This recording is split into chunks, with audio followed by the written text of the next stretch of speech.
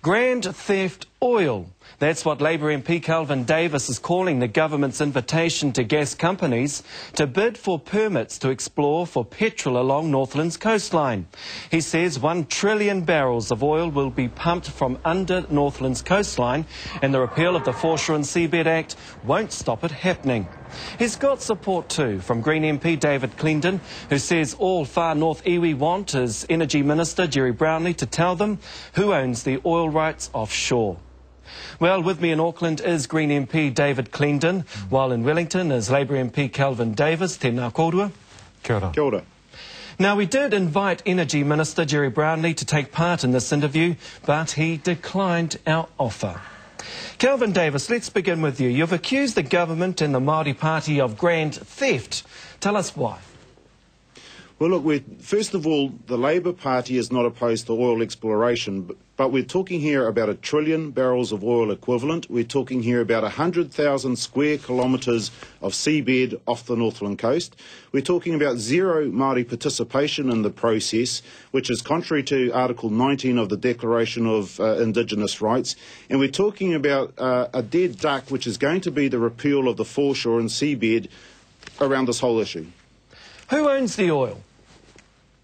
Well, according to the Crown Minerals Act, the Crown does. But if we're talking about the Foreshore and Seabed Act, then we've got this whole area of land off the Northland coast that the Crown is going to say to companies that for the next 5 years you've got the right to poke around there and do what you want. You can dredge, you can drill, you can excavate, and yet we're going to be told that the seabed is public domain.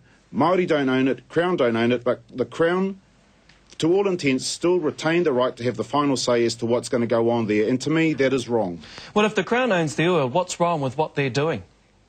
Because this is about the Treaty of Waitangi and the partnership that is implicit in the Treaty of Waitangi, and it's about if the seabed belongs to nobody, why should the Crown still retain the final word on to who does what, where and when to the seabed? It's a bit like a farmer, the Crown allowing a company to back their stock trucks up to a farmer's farm, load all the stock in off it, to go and pick all the watercress, drive off and say, look, you guys still own the farm, but we're just going to take all the things that we want.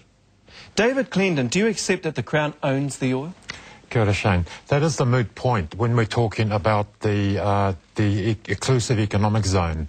We accept that as the Māori rights to ownership of the oil out to the 12-mile limit has been extinguished in various pieces of legislation. Te Aupiri asserted a claim last year of ownership of the oil beyond the 12-mile limit in the Reinga block, which basically is a large arc that goes from Cape Reinga towards the northwest. The minister gave Te Aupiri an undertaking that their issue would be considered, that they would get some response from him before the blocks were put up to tender. There was a breach of trust. There was a failure to honour that promise. The Te Aupiri were sitting by the phone, watching the mailbox. In fact, the first they knew that the tenders had been called for was in the newspaper. OK, so let's talk about that. So you're saying the minister's been unethical, immoral, broken his promise, if you like? I believe he has. There was a clear commitment. And the interesting thing is that in submissions to Y796, the discussion around the petroleum resource, Crown Minerals officials made a clear statement that there was an issue to be considered in terms of ownership beyond the territorial sea.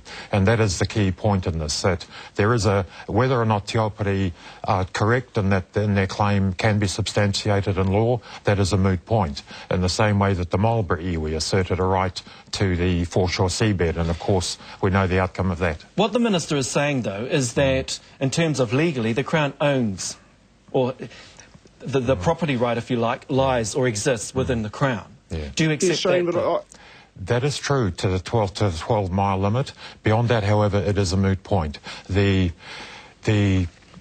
Continental Shelf Act acknowledges the Crown's right to prospect, but it specifically excludes Clause 10 of the Crown Minerals Act, which gives the Crown ownership of the resource. So at the moment, it's a little bit of a no man's land. There is a legal question to be had there. Kelvin Davis, let's come back to you. Let me ask you again. Do you think that Māori own oil or have an interest in oil? Māori definitely have an interest in oil. But look, they haven't been involved in the process from the start. There were letters sent off to 40 iwi and hapu up north.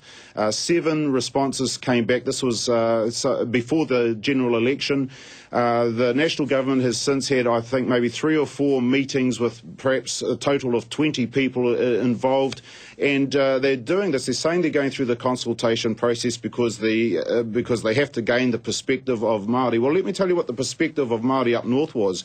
One, they wanted to be involved in the deciding who wins these bids to go and explore for oil. They wanted to make some changes to the boundaries of some of the blocks that are going to be up for tender, and they wanted a slice of the royalties. And the government's answer to that Māori perspective was no, no, no.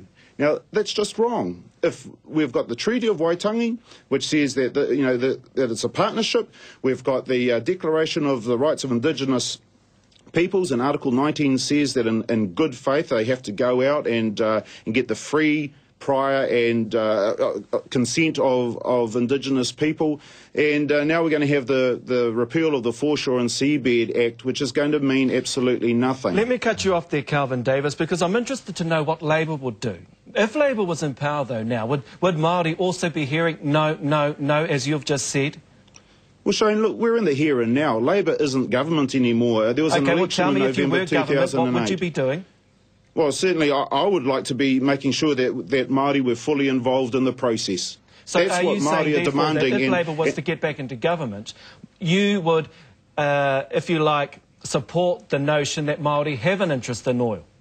Look, I'd certainly be supporting that and pushing for that to happen, because if governments need a lesson as to why Māori always seem to be in grievance mode, this is a classic example. And when the repeal of the Foreshore and Seabed Act happens and Māori find they're actually no better off because of it, there's going to be even more grievances. And that's one thing that I'm just fed up with, is us living in grievance mode. We've got to break out of that, and the government's got to help us to do that. They can't have this systemic racism in our processes that exclude Māori from being involved in all these types of circumstances that they relate to us. What about the Greens? Where would this sit with the Greens in terms of Māori having an interest in oil? Do you also agree with what Kelvin's saying in terms of Māori being able to participate at the table, to be able to share in some of the royalties? Do you agree with that? Absolutely. We see there's a trend emerging here. Ngāti Porou have had their consultation cut short. They're very unhappy about this. Te Aupari have had a breach of trust. The Māori have a legitimate claim, an Indigenous rights claim, an Aboriginal title claim. The courts ought to hear that. There's the sense that the Māori will be denied their day in court, I think, is one which, as Kelvin said, is creating another sense of grievance. Shane, can I butt in? Oh, sorry, David, to cut you off. I was just going to say, if we look at the Ngāti Porou consultation in October 2009, there were a couple of phone calls made to the Runanga. It wasn't a great time for them because they were involved in their treaty settlements and that. The third contact they had was an hour before Petrobras was named as the outfit that got the bid. Now, that's not consultation. That's not involving Ngāti Porou in the decision-making. That's shocking. And, again, this is why Māori are so angry, and governments have to learn. Kelvin Davis, unfortunately, we are out of time, so I have to thank you now. But thank you for joining us from Wellington. And David Clendon, thank you also for coming into Auckland. Kia ora, Shane. Thank you.